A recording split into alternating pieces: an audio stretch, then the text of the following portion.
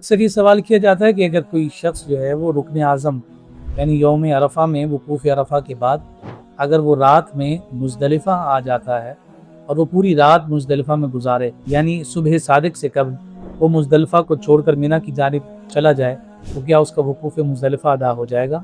یہ بات ذہن نشین رہے کہ وقوف مزدلفہ کا جو واجب وقت ہے وہ 10 ذی الحجہ کی صبح صادق سے لے کر طلوع آفتاب تک ہے۔ اس سے مراد کیا ہے؟ اس سے مراد یہ ہے کہ جب آپ رات میں مزدلفہ پہنچے اور آپ نے ساری رات وہاں قیام کیا، تو اس قیام کے ساتھ آپ پر لازم ہے کہ مزدلفہ میں ہی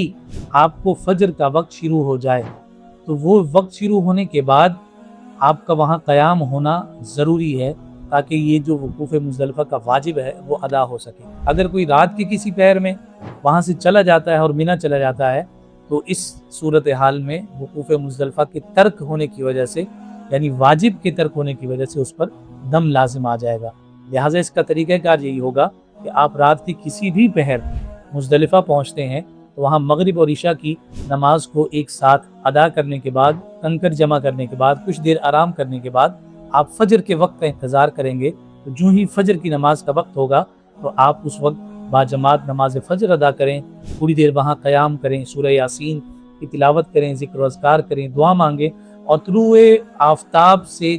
قبل ہی آپ منی کی جانب روانہ ہو جائیں۔ اس کے ذریعے سے رات کا جو قیام ہے اس کی برکت بھی میسر آئے گی، اور جو مزدلفہ کے وقوف کا جو واجب وقت ہے وہ واجب وقت بھی مزدلفہ کی سرزمین پر گزرے گا۔